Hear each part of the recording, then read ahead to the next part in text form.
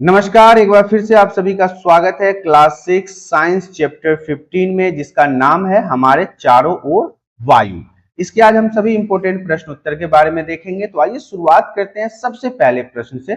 सबसे पहला प्रश्न हमारा कहता है वायु के संघटक क्या है, मतलब वायु में कौन कौन सी चीजें जुड़ी होती है। तो देखिए, वायु के निम्नलिखित गैसें मौजूद होती है वायु के अंदर। पहला है नाइट्रोजन जो 78% है, दूसरा है ऑक्सीजन जो 21% है, तीसरा नंबर है यहाँ पे जलवाष्प जो 0.4% है, चौथा है कार्बन डाइऑक्साइड जो 0.03% है, पांचवा है धूल कण और अन्य गैसें जो 0.57% है। तो इन सभी चीजों से मिलकर हमारे वायु का निर्माण होता है।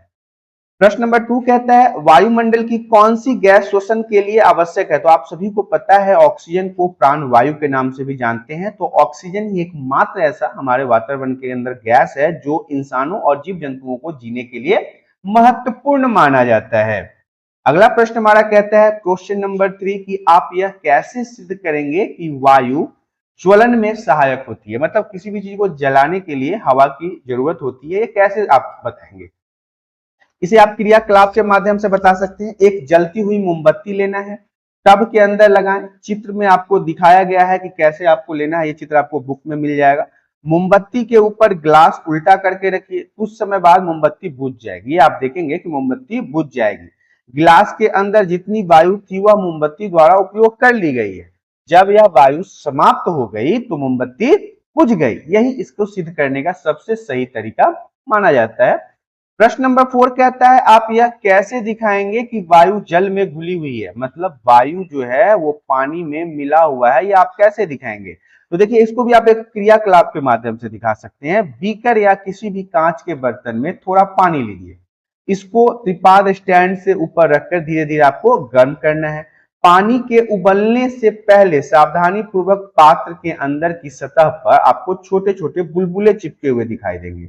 ये बुलबुले पानी में घुली हुई वायु के कारण बनते हैं। जब आप पानी गर्म करते हैं तो घुली हुई वायु बुलबुलों के रूप में बाहर आने लगती है। तो इससे आप दिखा सकते हैं कि कैसे वायु जो है वो जल के अंदर घुली हुई रहती है, मिली हुई रहती है। पांचवा प्रश्न हमारा कहता है रुई का ढेर जल जो है, रुई का मतलब जो ढेर होता है, जो उसका गुच्छा होता है, वो जल में क्यों सिकुड़ जाता है, मतलब कम क्यों हो जाता है। तो रुई रुई जो होता है उसके ढेर में जल मिलाने से रुई के बीच का जो जगह खाली होता है उसमें वायु होता है, लेकिन जैसे वो पानी के अंदर डालते हैं तो उसके अंदर पानी भर जाएगा और जिससे रुई का ढेर जो है वो बैठ जाता है और रुई का ढेर जो है वो सिकुड़ जाता है, मतलब बड़ा से सीधा छोटा हो जाता है। अगला प्रश्न हमारा कहता है प्रश्न नंबर 6 पृथ्वी के चारों ओर वायु की परत क्या कहलाती है। तो इसे हम वायुमंडल कहते हैं, याद रखिएगा। पृथ्वी के जो चारों तरफ वायु है इसे हम वायुमंडल के नाम से जानते हैं। अगला प्रश्न हमारा कहता है हरे पौधों को भोजन बनाने के लिए वायु के अवयव डैश की आवश्यकता होती है। तो CO2 कह सकते हैं और हिंदी में इसे कार्बन डाइऑक्साइड कह सकते हैं। जो पेड़ पौधे होते हैं उन्हें भोजन बनाने के लिए वायु के अवयव में से कार्बन डाइऑक्साइड की जरूरत होती है। अगला प्रश्न हमारा कहता है 5 क्रियाकलापों की सूची बनाइए जो वायु की उपस्थिति के कारण संभव है, मतलब ऐसे कौन कौन से कार्य हैं जो वायु की उपस्थिति के कारण ही संभव होता है। तो वस्तु का जलना पहला क्रियाकलाप होगा, जंतुओं का सांस लेना दूसरा है, तीसरे में आप पौधे में प्रकाश संश्लेषण की क्रिया। प्रकाश संश्लेषण का मतलब होता है पौधे के द्वारा खाना बनाने की प्रक्रिया जो धूप की उपस्थिति में या कार्बन डाइऑक्साइड गैस की उपस्थिति में होती है। पवन चक्की का घूमना, ये भी वायु की उपस्थिति का एक एग्जाम्पल हो सकता है। फूलों का परागकण, ये भी एक क्रियाकलाप में आप बता सकते हैं। तो ये 5 ऐसे क्रियाकलाप हैं जो वायु की उपस्थिति के कारण ही संभव हो पाते हैं। अगला प्रश्न हमारा कहता है वायुमंडल में गैसों के आदान प्रदान में पौधे तथा जंतु एक दूसरे की किस प्रकार सहायता करते हैं। बहुत ही महत्वपूर्ण है, समझ लीजिए। वायु में ऑक्सीजन और कार्बन डाइऑक्साइड दोनों गैसें पाई जाती है।